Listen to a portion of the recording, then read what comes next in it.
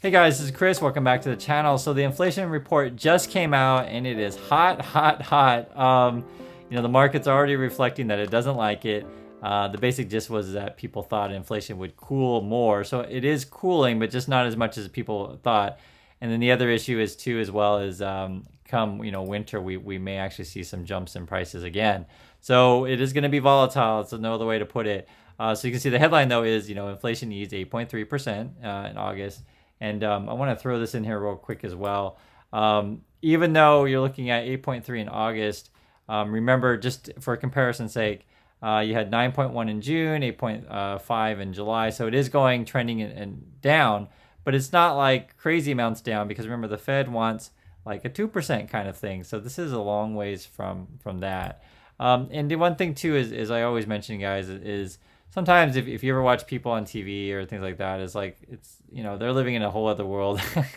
Maybe their maids are out shopping for them, or maybe they're eating out at nice restaurants all the time. But for the average American who has to go and buy eggs and milk and things like that, they see it at the store that it's expensive, right? We all knew that gas prices were coming down, but food prices just haven't been doing that, and so this is sort of what is the big surprise is that things haven't come down as much as what people had thought, or I guess like you could argue wanted.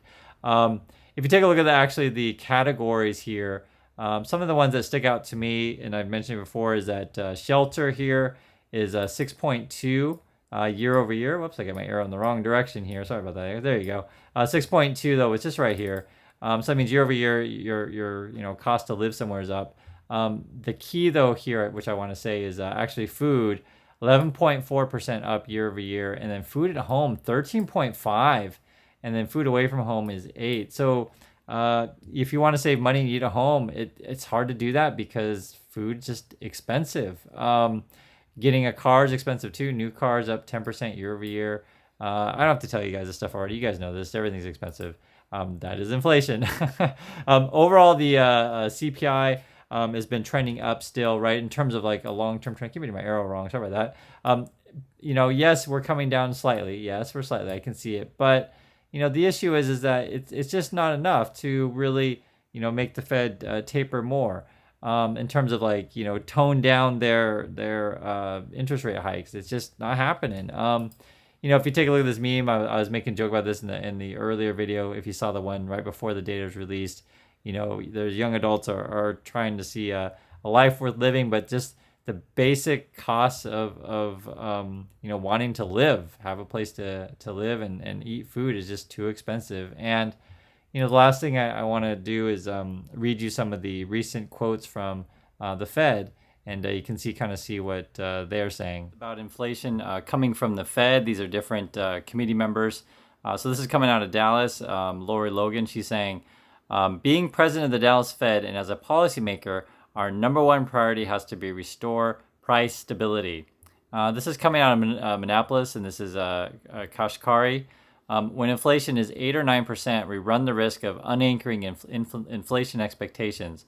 We definitely want to avoid allowing that situation to develop. So with inflation this high for me, I'm in the mode of wanting to err on the side of making sure we're getting inflation down and only relax when we see compelling evidence that inflation is well on its way back to 2%.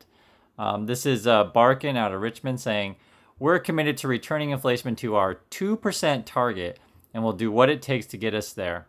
I don't expect inflation to come down immediately or suddenly or even predictably. This is coming out of Atlanta. This is Fed Bostic. Some weakening is to be expected, right? That's regarding the economy. It's going to be really important that we resist the temptation to be too reactionary and really make sure that we get inflation well on its way to 2% before we take any steps to increase accommodation on our policy stance. This is John Williams out of New York. Our focus is on getting inflation back down to 2%. And the current level of the prices pressure is far too high. We're going to need to have restrictive policy for some time. This is not something we're going to do very short period of time and then change course. This is coming out of Cleveland. You guys can see this is all very, very hawkish. This kind of quotes on inflation. Given current rates of inflation, I believe that the Fed has more work to do in order to get inflation under control.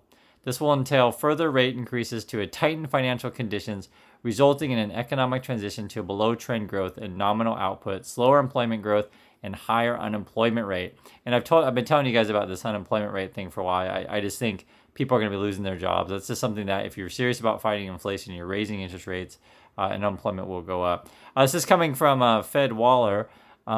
This is saying the consequences of being fooled by a temporary softening in inflation could be even greater if another misjudgment damages the Fed's credibility. So until I see meaningful and persistent moderation of the rise in core prices, I will support taking significant further steps to tighten monetary policy. And then this is the chairman, Jerome Powell. Here's a quote: "We are moving our policy stance purposely to a level that will be sufficiently restrictive to return inflation to 2%. Bringing down inflation was likely, quote, require maintaining a restrictive policy stance for some time. The historical record cautions strongly against prematurely loosening policy." So, the Fed talk is going to be really, really hawkish. It has been because they're really serious about inflation. And, regardless of what the numbers, read and how they look at it, because it'll take a few days for the banks to digest it, for the Fed to digest through all the numbers and really talk. But, they're in a quiet period right now, so it won't be until next week till they announce their rate hike. We know the interest rates are going up.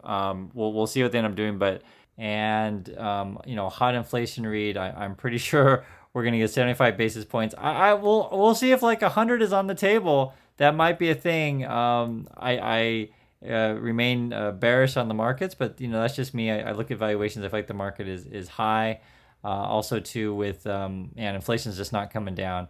Anyway, love to hear your thoughts on this thing. What did you guys think? Were you surprised? Not surprised that the read was so hot? And what do you think about food costs in your area? I think that's probably the big headline, is just that food's so expensive right now. And I'm kind of curious if you felt like that was obvious, right? You go to the grocery store and you're like, you know what? It's obvious. Food is still expensive. I think prices at the pump are always obvious because you literally see the price when you pump it. But food, may depend on which region you live. So I'd love to hear you guys' thoughts on that. And, also too, love to hear your thoughts on shelter.